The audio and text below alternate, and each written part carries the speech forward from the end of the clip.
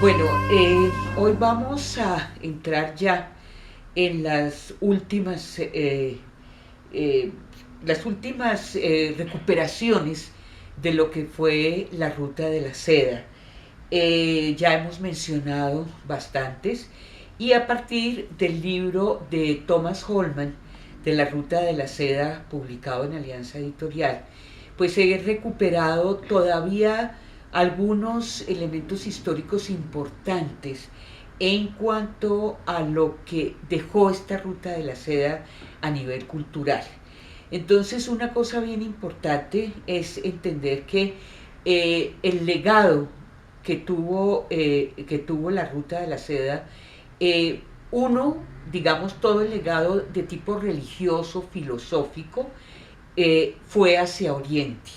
De ahí que nosotros vamos a ver ahorita cómo todo el budismo, habíamos visto ya cómo el budismo se divide en Mahayana, que va a ir hacia toda la parte norte asiática, y el Hinayana más bien va hacia la parte sur de la parte de todo lo que es la Indonesia. Entonces, es interesante ver que todo el movimiento, repito, filosófico y religioso se dirigió hacia Oriente, es decir, que atravesando todas las ciudades estado en estos oasis que constituían todas las ciudades budistas de la ruta en Asia Central, se fueron dirigiendo hacia China y por ellas transitaron muchas religiones y muchas filosofías que algunas ya las hemos mirado a profundidad y hoy vamos a completar las que quedan pendientes. Y por el otro lado, de China hacia Occidente, se dio un movimiento cultural en donde se expandieron, fueron los inventos de tipo tecnológico. Entonces son como dos movimientos, uno que va hacia un lado y el otro va hacia el otro. Van a ser todo el movimiento de religiones comienza desde la expansión del budismo. Ya hemos hablado suficientemente en forma profunda lo que fue el budismo, pero hoy vamos a centrarnos más en unas religiones que no son tan conocidas, ni como el budismo, ni como el taoísmo, ni como el confucianismo, que eran ya las filosofías existentes en China, algunas de las cuales, como el taoísmo, se fusiona con el budismo, lo que va a dar el budismo Chan. Hoy vamos a ver cómo se va a propagar una religión muy antigua, cuyo origen es Persia, que es básicamente el gurú, llamémoslo así, que identifica esta nueva religión va a ser Zaratustra, y esta religión va a ser el zoroastrismo, que data más o menos entre el siglo VII y el siglo VI antes de Cristo. Antes de continuar con el zoroastrismo, es importante mencionar muy rápidamente que en la ruta de la seda había como dos budas protectores. Uno era el Buda Maitreya, que era el que protegía las caravanas, y el Buda Amatava, que era el que prometía una tierra feliz. Entonces había como unos budas protectores que estaban presentes y a los cuales les rezaban los comerciantes que transitaban la ruta de la seda. Estos budas, como vimos, eran más de origen, como su nombre lo dice, budistas, Maitreya y Amatava. Y luego vamos a ver que aparece el zoroastrismo, que ya estábamos comentando. El zoroastrismo nace en Persia con Zoroastro y es una religión que va a ser fundamental en lo que van a ser los monoteísmos posteriores del cristianismo y del islam. Y aún lo vamos a ver presente en todo lo que es el judaísmo. Es decir, en las religiones monoteístas, abrahámicas, la influencia del zoroastrismo va a ser muy importante. ¿Qué plantea el zoroastrismo? El zoroastrismo básicamente plantea en su fundamento, se da el dualismo, es decir, el dualismo que está representado por dos divinidades que son dos hermanos gemelos, Ahura Mazda, que representa la luz, y Ahriman, que representa la oscuridad. Ahí arranca el dualismo expresado en estas dos divinidades. Los dos son hijos del dios del tiempo, Surban. Y este dualismo que va a estar simbolizado por estos hermanos gemelos, donde Ahura Mazda va a ser el creador de lo que es el sol, la luna, las estrellas, la luz, la fuerza luminosa, y Ahriman, que va a ser la fuerza destructiva, donde aparece el dolor, el hambre, la muerte, la oscuridad. Estos dos hermanos van a entrar en conflicto, va a haber una guerra permanente entre estos dos hermanos con los dos principios que ellos identifican, que son dos principios creadores fundamentales. Pero es importante mencionar que en el zoroastrismo estas divinidades son las divinidades fundamentales. Ahriman, que es el dios de la oscuridad, del mal, digamos, a partir de él se da el origen del primer hombre, que es Gayomar, quien va a representar el fuego, ¿sí? Entonces, en otro contexto hablaremos posteriormente de todo lo que fue la influencia de esta religión persa y cómo influyó en los monoteísmos abrahámicos. Por ahora, digamos que este zoroastrismo va a transitar a lo largo de la ruta de la seda, más o menos entre el siglo II y III después de Cristo, y el zoroastrismo va a dejar una huella importante a lo largo de la ruta de la seda, pero a su vez va a tener una gran influencia en China, va a tener una influencia profunda. La otra religión que surge en esa época es el maniqueísmo.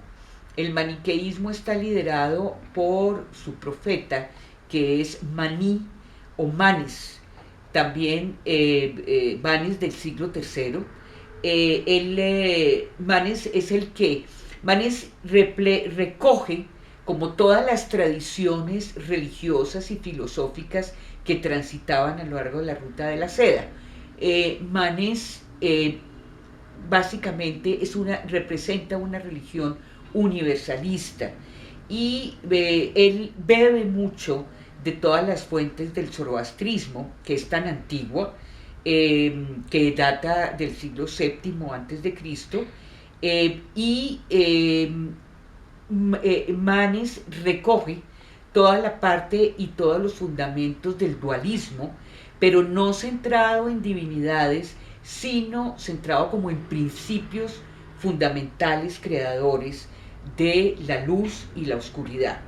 Y Manes, a partir de estos principios, que no son ya divinidades, sino principios creadores, va a apoyarse en toda el dualismo zoroástrico y va a hablar de lo que es la armonía contrapuesta a la guerra, el espíritu contrapuesto a la materia, la belleza contrapuesta a la fealdad. Él recoge elementos del cristianismo, recoge elementos del budismo, recoge elementos, como vemos, del zoroastrismo y hasta elementos del taoísmo.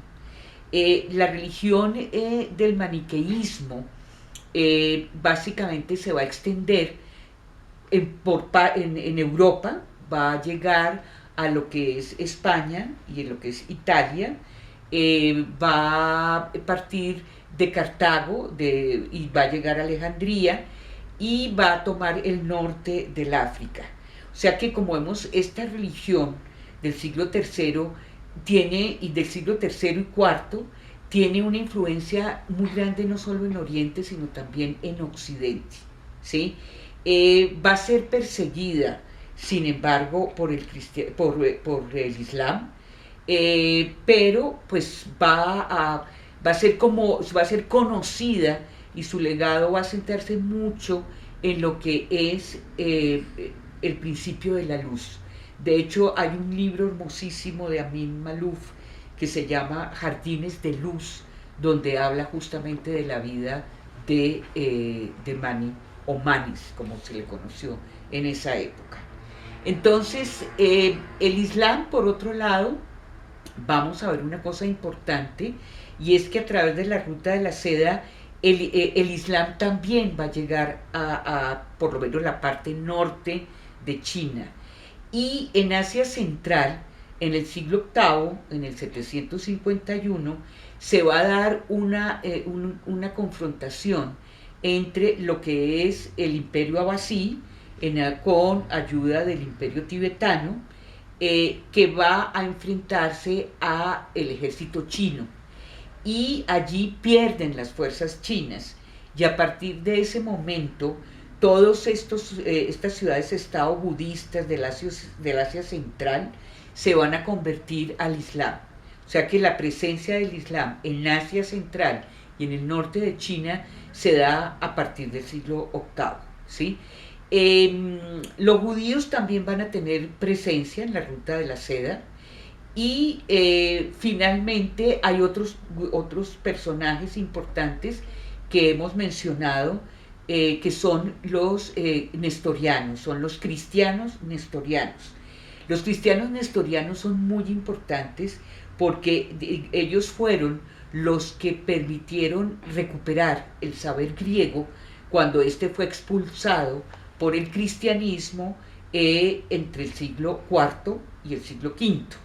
Ellos huyen de Grecia y van a refugiarse en la corte del rey Sapor en lo que es Irán, y van a ser protegidos por él durante el siglo V, y ellos van a continuar por la ruta de la seda y van a llegar hasta China.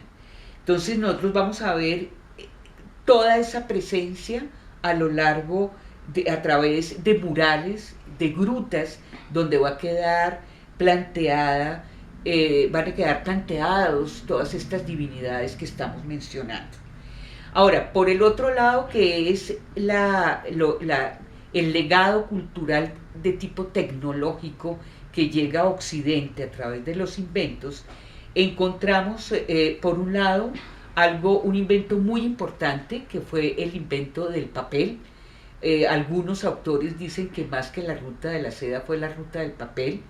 El papel que aparece en su forma en este momento, en el siglo IX, el papel va a reemplazar a lo que era la escritura sobre bambú, que hacía muy difícil la transmisión, y la escritura en el bambú era muy complicada, y lo que era la escritura en la seda, lo que la hacía muy costosa.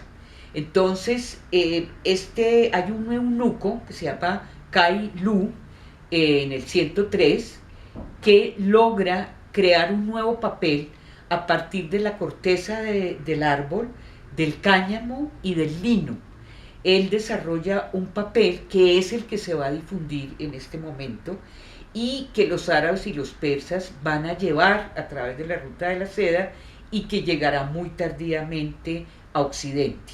Entonces tenemos por un lado el papel, que es un invento importante que transita esta ruta. Luego tenemos la imprenta, que va a ser como todo lo que son planchas a partir de madera, que permiten crear a partir de los caracteres que quedan inscritos en estas planchas de madera.